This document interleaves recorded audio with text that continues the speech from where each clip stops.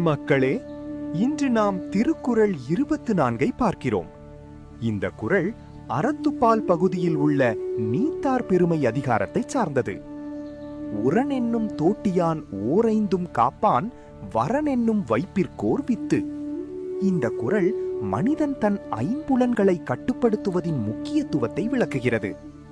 ஐம்புலன் என்றால் என்ன? கண், காது, மூக்கு, நாக்கு, தோல். இவைதான் மனிதனை உலக ஆசைகளுக்கு இழுக்கும் 5 வழிகள். இந்த புலன்களை கட்டுப்படுத்தாமல் விட்டால் மனிதன் எளிதாக தவறான வழியில் செல்லக்கூடும். அதனால் இந்த குறளில் திருவள்ளுவர் ஒரு அழகான உவமையை பயன்படுத்துகிறார்.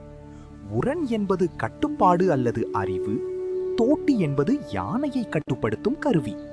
அதாவது ஒரு யானையை கட்டுப்படுத்த தோட்டி தேவையானது போல மனிதன் தனது புலன்களை கட்டுப்படுத்த அறிவும் ஒழுக்கமும் அவசியம். இந்த 5 புலன்களையும் கட்டுப்படுத்தி வாழ்பவன்தான் உண்மையான உயர்ந்த மனிதன். அப்படி வாழ்பவன் என்ன பெறுகிறான்? அவன் வாழ்க்கையில் உயர்ந்த நிலையை அடைவான், நல்ல பலன்களை பெறுவான். அதனால்தான் இது வரம் போன்ற ஒரு பெரிய பலனை தரும் விதையாகும் என்று கூறப்படுகிறது. இதன் மூலம் திருவள்ளுவர் நமக்கு சொல்லும் செய்தி என்னவென்றால், நம்முடைய உணர்வுகளையும் ஆசைகளையும் கட்டுப்படுத்தினால்தான் நம் வாழ்க்கை உயர்வடையும்.